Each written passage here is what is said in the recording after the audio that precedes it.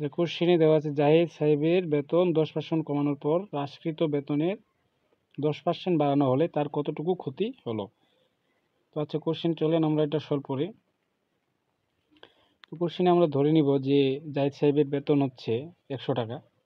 এখান থেকে 10% কমাইতে বলছে, যে এখান থেকে যদি আমরা 10% কমাই তাহলে কত হবে, যে 100-র মধ্যে 10% কমে গেলে হচ্ছে আপনার টোটাল 10% কমানোর ফলে তার বেতন হবে 90 টাকা।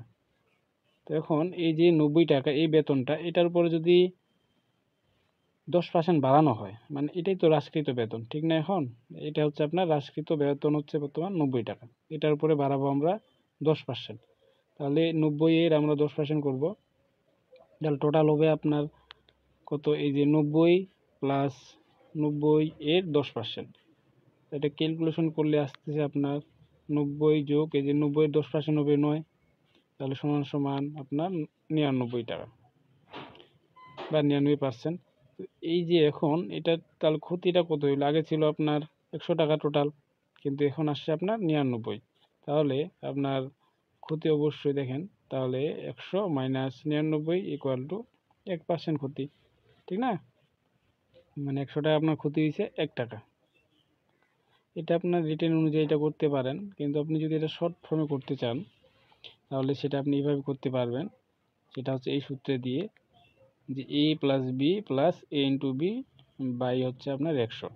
তো এটা কীভাবে করবেন, এটা আপনারা করবেন যে এই যে 10% প্রথমে কমাইছে, তারপরে আবার 10% বাড়াইছে, তো এটা এর মান যদি আমরা 10% কম ধরি আর বির মান যদি 10% বৃদ্ধি ধরি, তাহলে আপনারা ডাইরেক্ট এটা দেখতে পারবেন। যেমন বসাই যে এর মান যেহেতু 10% কমে গেছে তাহলে -10, আর বির মান যেহেতু 10% বাড়ানো হয়েছে তাহলে +10, এই যে বসাই -10, বির মান +10, আবার এ ইন্টু বি, এর মান -10, বির মান হচ্ছে ইন্টু +10 বাই হচ্ছে 100। তো এটা ক্যালকুলেশন করলে আসতেছে আপনার দেখেন +10 আর -10 কাটা, আর 10 10 100, 100 ভাগিত 100 ভাগ দিলে হয় 1, এটা আসতেছে চিহ্ন আবার মাইনাস, তাহলে এটা অবশ্যই ক্ষতি, কারণ মাইনাস আসলে ক্ষতি, আর যদি প্লাস আসতো তাহলে সেটা লাভ হইতো। তাহলে এখান থেকে আমরা বলতে পারি যে জাহিদ সাহেবের প্রথমে যদি 10% আমরা কমাই, পরে যদি ওই বেতনটার উপরে 10% বৃদ্ধি করি, তাহলে তার 1% ক্ষতি হবে।